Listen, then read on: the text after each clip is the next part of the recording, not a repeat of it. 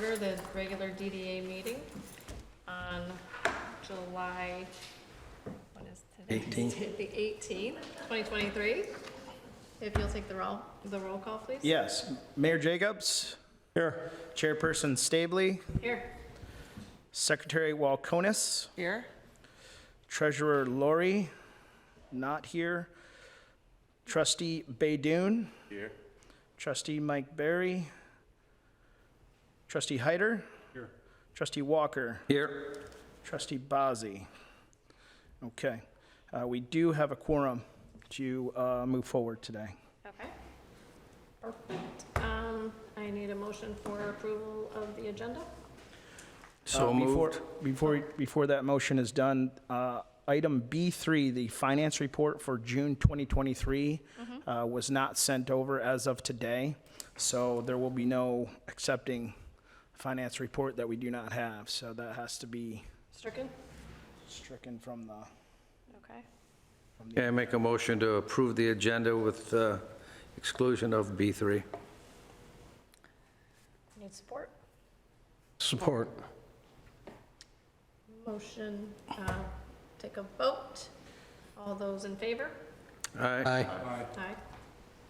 Anyone for Who nay? supported that? Lori did. Thank you. Walkonis? Said there were so many voices. Yeah. So that motion passes for 6-0. Next, moving on to the action items, and we are looking for nominations for a vice chair for the board. Do we have anyone with a nomination? I'll do that. Sure. I nominate Mr. Walker. Okay, we've got Randy Walker nominated. Are there any other nominations? I nominate Can I nominate Lori. myself? No. Okay, we have a nomination for Lori Walkonis as well. Are there any other nominations? Do we have any other nominations for vice chair? Or any other nominations? So we need to take a vote on the vice chair. We will vote for all those in favor for Randy Walker. Aye. Aye. Okay. And I will vote aye as well. Anyone opposed? Nay.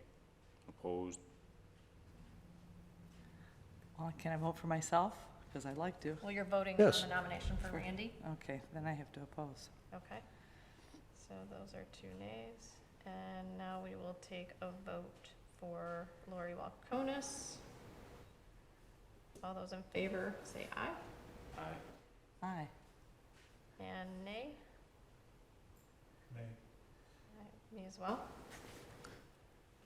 And so we have there, I think we have Randy Walker is the nomination there. So, Can I ask who our board is? Aren't you on the board already? Yeah, Lori, Secretary is Lori Walkonis, and the Treasurer is Charlotte Lori. Yeah. right, So, so she was nominated, then that position Okay. would be vacated, and then Okay, we I would see, have all to right. nominate Okay, for I'm with you. someone else, yeah. So, with those votes, we have, really, Randy will be the vice chair. I tried. Do you have that? I do. Okay, Sorry. Perfect. I didn't- all right. And moving on to the next action item, we're gonna review / adopt the rules of procedure for the meeting layout. Do we have a motion? Just to review, this was given out last month's meeting. Basically, it's the rules of procedure for the layout and how the meetings are operated. Each procedural item on there is listed out as far as explanation. On page 4, you'll see the whole agenda format. starting with 1 all the way through item number 14. This follows closely to a similar format that City Council does, which is basically call to order. City Council does the national anthem and a pledge and a moment of silence, and then they go into roll call, and then on down through the list.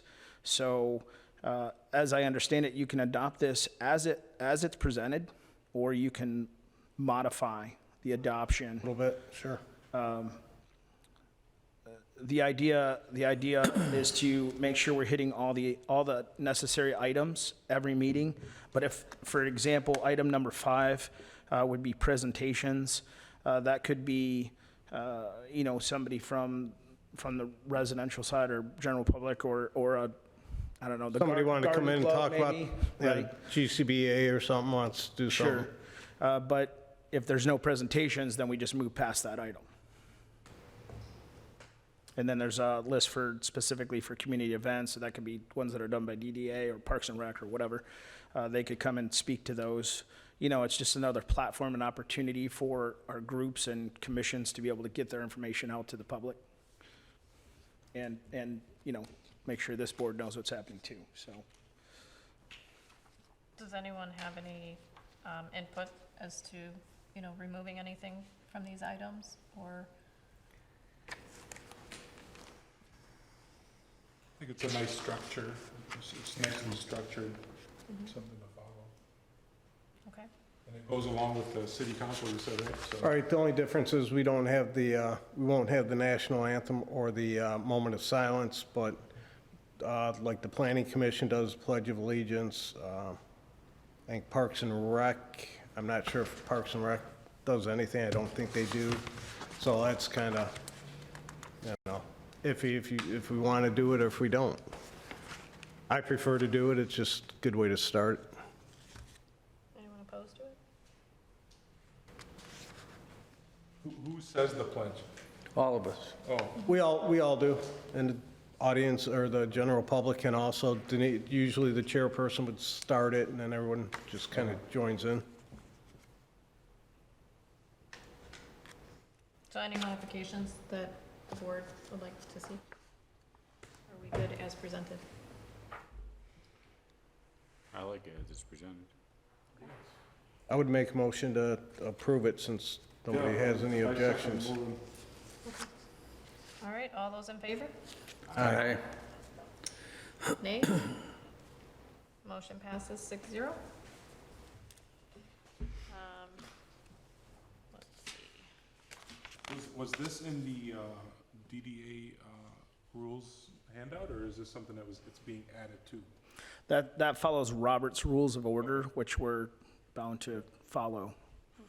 That's straight from their format, as I understand. It seems like the actual 1 through 14 is part of the Robert's Rules.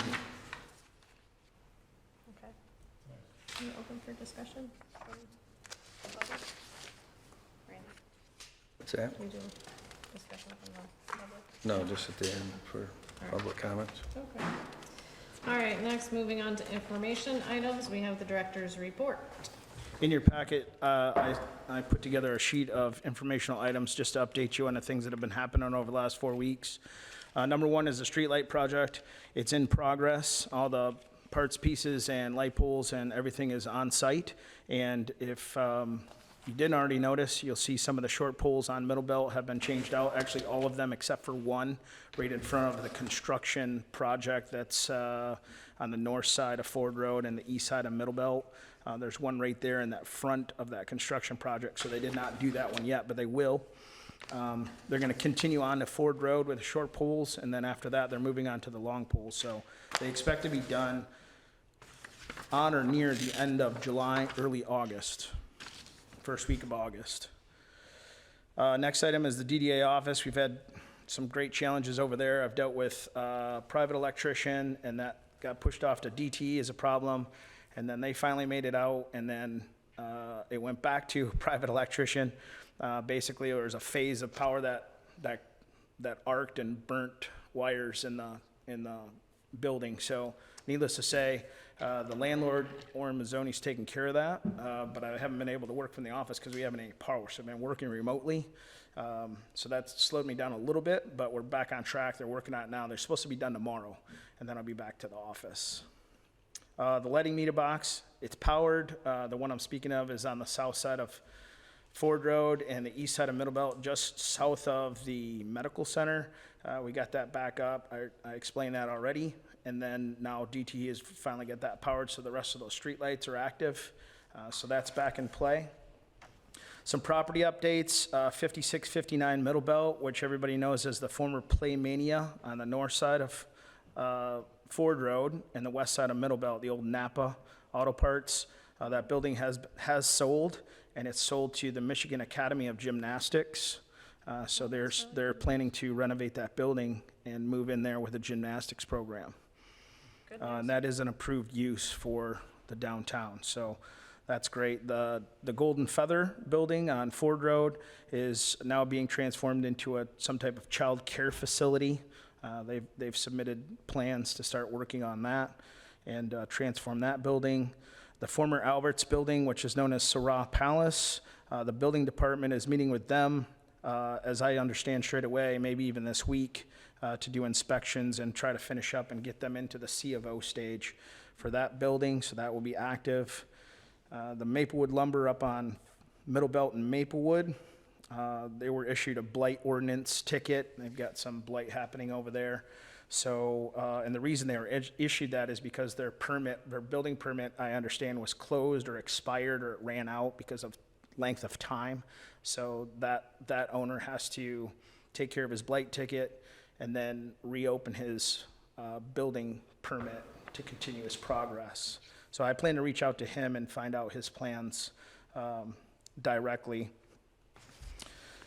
And the city lots that are the city parking that is over behind Jody's and Ford Road Barbers and the bike shop, that whole area is a city parking lot, along with some area behind GCC Cafe, and that's supposed to be getting resurfaced and restriped for those businesses early September. They have it queued up in their line, and what's happening right now is that construction's kind of in the parking lot a little bit, so they're trying to wait for those guys to finish up and clean up their stuff before they go in there and clean it up and pave it and stripe it. And then I did mention the dumpsters behind that town center plaza. We intend to start locking those and give all the business owners in that area a key. They've basically been getting hammered by illegal dumping. A lot of people using them. Yeah, so at least they can be able to lock it up overnight. Tony at the GC Cafe is interested in basically kind of heading that up to make sure they're open proper and so on and so forth. Events, this Saturday is Lucky Squirrel number 2, 10 to 3, right there in the Lucky Squirrel area, back by the Planet Fitness side. And the cook-off, chili cook-off, I've begun planning stages of that, so we're gonna work out applications for chili cook-off teams, volunteers, groups that are participating, and that whole gamut of things that goes along with that. The next page that you got in your packet was also just an update on the P&L. There was some additional income from the Lucky Squirrel, so I updated that for you. And the only other expenses that'll come from that are those porta potties that'll come this weekend. And then we had like 6 signs made that talked about no vendor parking, business customers only, because the businesses were struggling to get their customers to their locations while that event was going on. So that'll be an update on that. Okay. I'll take any questions if you have them. How about, I'm sorry, Go ahead. how about the parking in the old Kmart that city owns, that parking lot there? How about the resurfacing of that segment? We had a conversation about that, I think, Mayor, and I think you were looking into that for, We're talking with, I've been talking with Doc about that and redoing especially that little area. We're trying to get it done. And then we're working on a couple different ideas and plans on doing something with that. So that'll probably be coming up, and it'll probably involve you, Sure. so. Okay, thank you. any other questions? Yeah, I was gonna ask, so the Maplewood lumber, how long has that project actually been going on? You know, that the building permit expired and now he has to start all over again? Do you know? They did not give me a timeline, nor did I ask specifically memory serves, at least 2-3 years he's been working on that, Been a while. which is similar to the Sorrel Palace. They've been, I think they told me the date on that was January 2021. So they've been working on those properties for a while. So I did have that conversation about what does it look like to be, like, what is the timeline of a open permit, so to speak? Is it as long as they're working and it stays open, or is it fall dead after so long, things like that?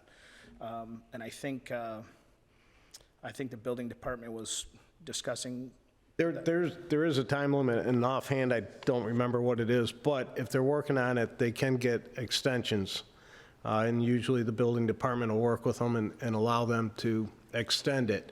If there's no activity, nothing going on, then they're probably gonna hold to the time frame to try and get people, I'm also looking at possibly doing something with vacant buildings that are just sitting there.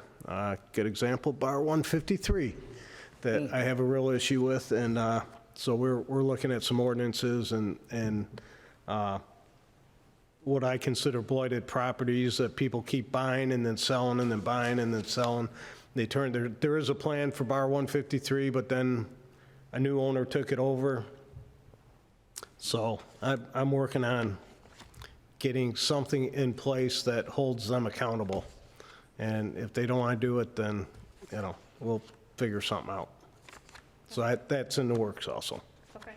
And the Michigan Academy of Gymnastics, so is that a closed deal? And do we have a time frame on when the possibility is opening for that? They just closed on the sale of the building Okay, within the last, I think, 7 days. okay. So they've submitted initial paperwork, and they're planning to do some renovation to the property to get it ready for activity, but I do not have a timeline. No, I heard they were purchasing it probably about a month ago. So yeah, whatever they're going to do to it, those that aren't familiar with it, Michigan Gymnastics, it's the same one that's on, I believe it's Hicks Road, and they're just expanding. So they're going to keep that one open and bring it over here, which I think is That's a spectacular. great business, so. Yeah. Okay, Yeah, that'll attract, a lot of families and children to the area. And I understand that's going to be their third location, so, The other one's in Dearborn Heights, yeah, just Alright. right down the street, so I'm hoping that we still get a lot of business there. yeah. sure. And the childcare facility, do we have timing on that as Say well? that The again. childcare facility that's going I- into Golden Feather? I do not know a timeline. Okay. All those businesses just initially put in their paperwork. They gotta get approval, and, a childcare facility is very mandated by the state, and they're doing renovations out back for sure, like a play area that's like fenced in, and then, of course, the inside's gonna need a workover for their needs as well. Okay. And then after this next Lucky Squirrel, I mean, we don't meet for another month. And, last month we voted to do the $1,000, donation to the Straight Farmhouse from the Lucky Squirrels. Is there, like some action that we should be taking on that tonight so that they're not waiting until our meeting next month to get then paid, that donation? Sure, yeah, So that that's, we can, just keep that moving forward for them, because I think those donations are important to them, and if we've already got the money in the bank from the Lucky Squirrels, and they're volunteering their time, that if we can move that along a little more efficiently, I think that would be good. yeah, if the board wishes, that's acceptable, yes. Okay. Do we have that money? I guess I know Yeah, we're what you- still what you taking see- applications. Yeah, what you see on that income to date is for, income to date July 18th, which is today. So that's 7,500, and that is accounted for and deposited. So does this reflect the 1,000 that was sent out to them? It does not. Okay. So really, that would be net 6,500? That's correct. Okay. So does anyone from the board have any input on, the donation to the Straight Farmhouse for their volunteer? I mean, the only thing is if with that, is there a way we can vote on it where it's just, because like you said, let's say the Lucky Squirrel's today, and we're not meeting for a month from now, so they'll be without it. Is there a way we can just vote on it where, as long as there is profits from the Lucky Squirrel, just automatically send out the check? We don't have to vote on it every time? Where it's kind of just set up as part of the expenses now. You know, part of your expenses and your P&L is gonna be $1,000 deduction for them. I don't know if you could do it that way, but, you know, we could vote, today, we'd have to move it from the information up to an action item, and someone would have to make a motion to do that, and then we would vote on if we want to make the donation.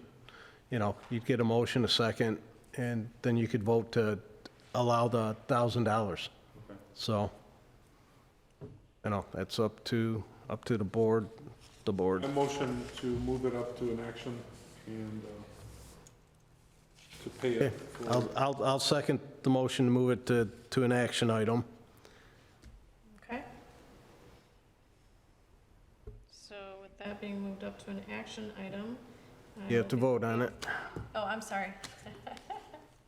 We'll take the vote on that, moving up to the action item to pay the Straight Farmhouse $1,000 donation. Okay. All those in favor? Uh, Aye. Aye. Nays? None. Motion passes 6-0. And now I will be looking for a motion to make the donation to the Straight Farmhouse in the amount of $1,000. Motion. Second. Okay, for a vote, all those in favor? Aye. Nays? Motion passes 6-0.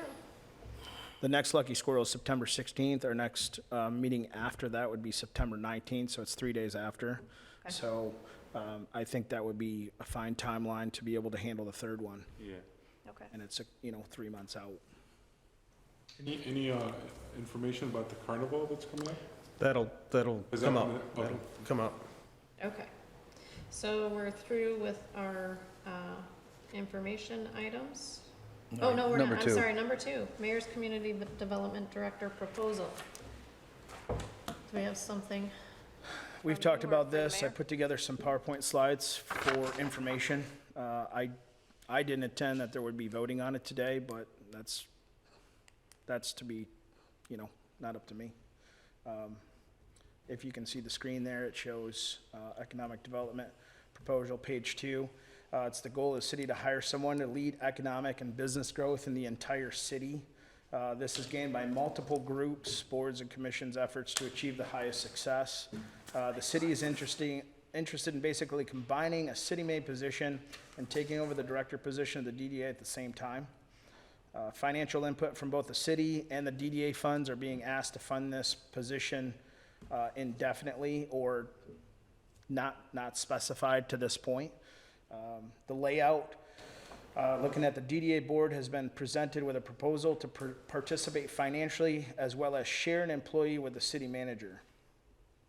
The city is asked to create a position that handles 3 main areas: serve as the director, oversee the entire building department for the city, and lead citywide development. The next slide is basically general job duties listed for an economic development director, or sometimes called a building department director. There's a slew of things right there. The next slide also shows quite a bit. And then the third slide also shows quite a bit. And the fourth slide also. Now, this does not necessarily mean that the city is planning to do this with the position and the person they are hiring. That's up to the city, that's up to the city manager on how he orchestrates and delivers that as far as an employment position. I'm basically just giving this board an opportunity to know that, keeping in mind, there's a very large list of responsibilities for somebody, no matter how you slice it. And if you're a director in charge of a building department, you know that can be, it could be quite daunting. The next slide talks about the DDA should keep in mind they do not want to be left to the wayside if in fact that position takes up a lot of time of this person. So I think it's important for the board to understand that. Also, an economic development director could help in a large-scale transformation of some key properties in the DDA area. We all know that there's quite a bit of acreage that is either up for sale or possibly in the contract to be sold, and these could be areas that you could see quite a transformation with somebody focused completely on that. An economic development director could also be the direct liaison for the DDA and its director, forming a stronger alliance with both groups. So the economic development director position could help close the gap, so to speak, between city activity, city council, city operations, and the DDA. And more can be achieved with two people working toward these common goals rather than one. With the city offices maintaining a staffed economic development director, tasks can be achieved quicker than they are now because they would have in-house representation. I've listed two sides of the fence right here. An economic development director reports to the city manager, operates the building department, leads citywide development, gives monthly reports to the DDA director, communication with the DDA director on tasks associated within the district of the DDA. And the DDA director could continue to report to the board of trustees, continue to do the admin duties of the office of the DDA, continue to handle day-to-day operations that include maintenance in regards to business owners and being a liaison to them, and also can be a communicative person and liaison to the economic development director, and assists in tasks associated with the plans and the growth of economic development within the city that are associated with the downtown district. I did a compensation comparison. As of July 10th, the average annual pay for an economic development job category in Michigan is $77,143 a year. That works out to about $37 an hour. This is equivalent of 14 a week and 64 a month, okay? So I want you to keep in mind that that was associated with research according to job opportunity websites. The next slide has a slew of compensation comparisons by city. It lists population in column 2, average median income. The fourth column shows annual salaries for people that are employed in this direct position in other cities, and then it goes month, week, hourly. So you can see Ann Arbor is running a population of 121,000 people. Detroit's killing it with 632,000. These are bigger, larger areas. And this is, I wanted to show the difference in annual salary that these cities are offering compared to what's being proposed by our 26,994 population here in Garden City. And then the median income has some similarities across these different areas. But it's the mark on the line with the proposed $100,000 a year. The next slide talks about the city's initial proposal was salaried to be 100 plus benefits. The city will determine the pay for this person regardless of the DDA board's input because they're hiring the person and that person will run under the city manager. Research shows the annual salaries of comparables within a state. The DDA board can authorize at your discretion how much you wish to contribute and for how long, and it can be reviewed at whatever frequency you choose. Suggested course: approve a financial input from the DDA funds for $50,000 annually, starting in January 2024 and going for the entire year. Do an annual review of the progress from the DDA's point of view. Basically, you're looking at what are they doing to help our district for the money that we're paying into that, and convey those progresses from the city manager to the city manager and have it reviewed by council to determine the viability of that position and how it helps the DDA's district. You also could have the right to not renew, depending on the frequency in which you want to review it, depending on the progress and the factual signs thereof of that progress. Monthly updates will be provided for the DDA board from that position, if the city chooses, and reserve $25,000 annually to retain its own part-time DDA director. Basically, you can do some budget appropriations, but there is financial budget earmarks to be able to handle that, if so choose. So basically, it's a long and a short of saying, if you're asking my opinion, I'm going to tell you anyway. I think it's a good idea to help the city out with a economic development director position by the point of financial input. I also think it's important for this board to retain their ability to have direct contact to their own liaison, which is a DDA director. And I think that those two people can work together, and they can do some great things within the city. The right economic development director would not only handle the things that are in the district, but outside of it as well. And, you know, there's a lot of things that are happening in the cities that are directly around us in this Ford Road corridor and even the Middle Belt corridor, and then it just extends out from there. I understand that there's not an ambition to vote on this today. I think it's more food for thought, and I'm going to continue to have conversations with the mayor and or the city manager about what that looks like. So that's it. Any questions? I would, Oh, I'm sorry. I would just say, I just got it today, obviously, so just a brief look through, you know, there's a couple things I'd like to see, and I'm more than happy to continue the discussion that we've had already. Again, I wouldn't be ready to vote on this one, just like last month, I wasn't ready to vote on the other one, the other proposals, so, but I do think there's some common ground in there that we can come together and work together and figure something out. So I have a question though, like in these comparison charts that you provided? Yes. I mean, they are much bigger communities and the salaries are kind of, you know, a little bit lower.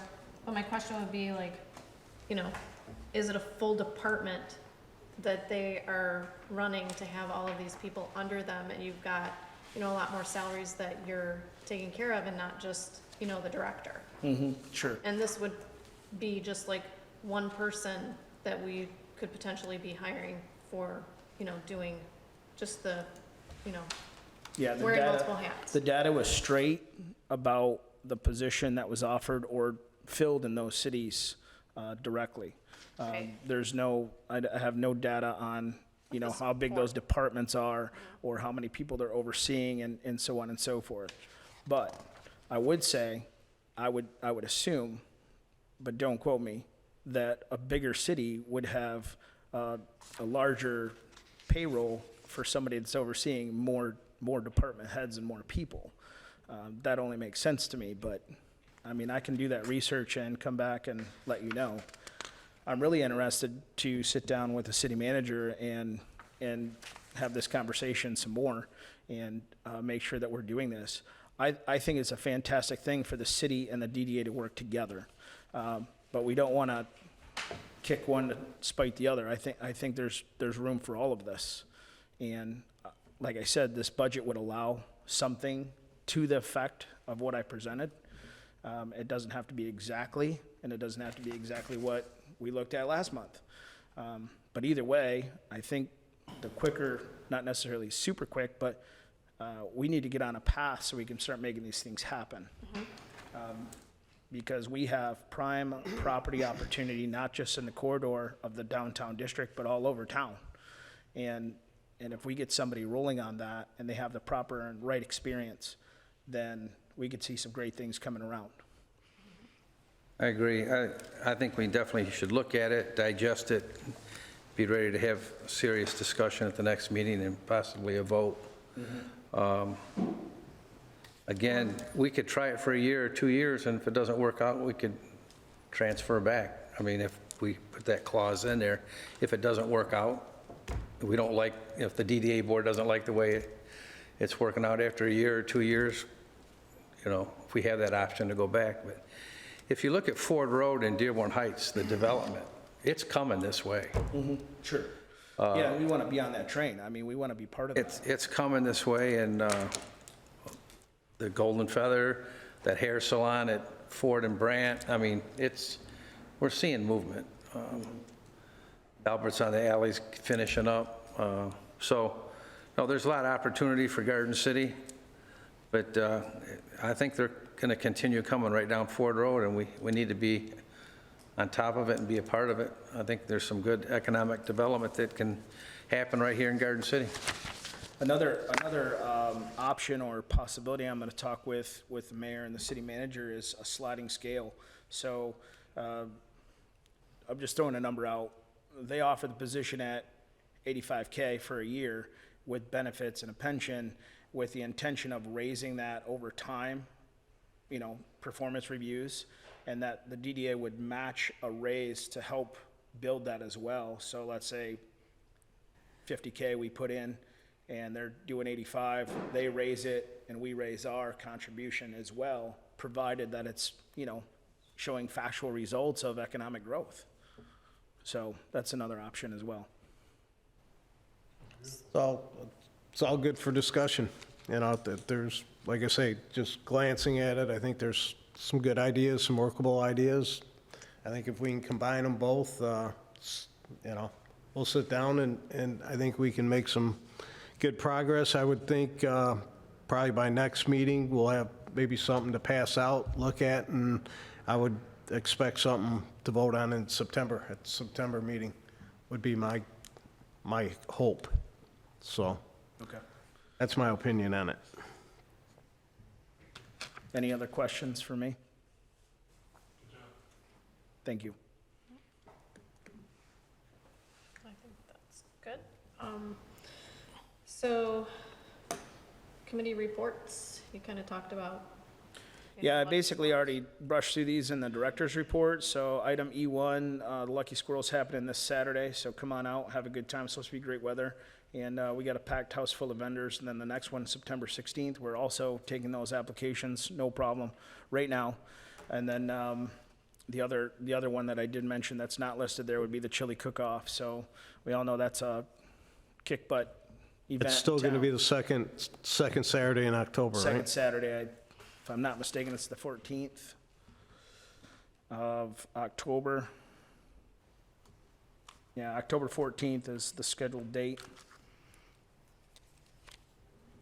And then moving down, we already talked about the maintenance and the marketing. So if you have any other questions on those things, I can answer those best of my ability. I had a question about with the office being down. How did you have trouble getting the applications? Because I know a lot of people call. So people have been calling, and I've been emailing them the application and then asking them to mail it in. So I've been checking the mail daily over there and pulling that and registering them. Okay. All right, with that, do we have any other discussion from the table? Mark? Yes, we're tentatively planning a carnival Labor Day weekend in the Kmart's parking lot. Well, I take that back. We were going to do it in the Kmart's parking lot, but I don't believe LA Fitness gave them permission to set up in that parking lot. They said they would allow them to use parking, but not set up rides there. So they supposedly, and I'm putting an asterisk by all this, they said they got permission from all the business owners to do it basically behind the old Albert's on the alley and Hershey's, and use that for the whole lot, and then use by Kmart's as a parking. What weekend is that? That would be Labor Day weekend. And I don't know if it's the entire weekend, if it's just going to be 3 days. It's a smaller event. It's going to be probably 14 rides. But as soon as we make sure they've got all their insurance, and they actually have all the signatures from all the owners, and they have all the approvals, then it's a go. The city is not putting any money basically into it. We told them we would help them with a couple certain things, and the city will receive money for them doing it. So whatever we put in, we'll probably get more back out of it, but it's more of just bringing the community together.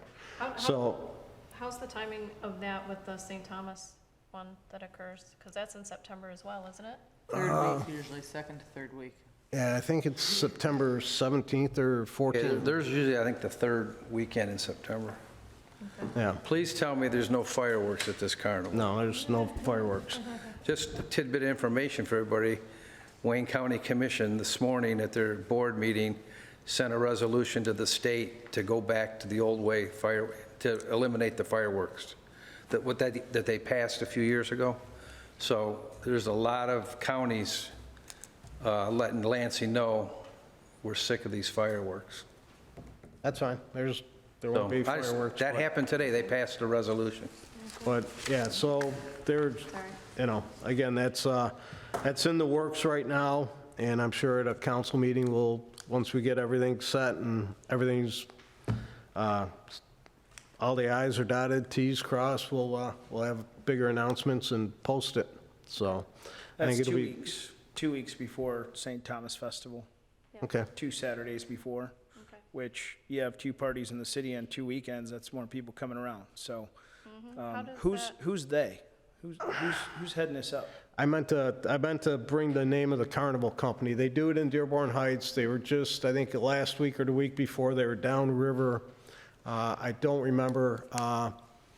Community Care Pharmacy is the one that knows them, and they approached us about it, and we had a meeting between them and the carnival people, and they're willing to take all responsibility and secure everything. They just need the property. And we don't want to, from those of you that remember when we had it at City Park, we didn't want it there because of all the trouble. So we thought here would be a good spot. We have the property right now, and I think it'd be a good community event. So Okay, we're going to try and cross everything and get it all set. good, So something positive. more to come. Thank you. Mike, do you have anything for discussion? I thought LA Fitness was no longer on the table, are they? Did they decide to? They're not, but they still own the property.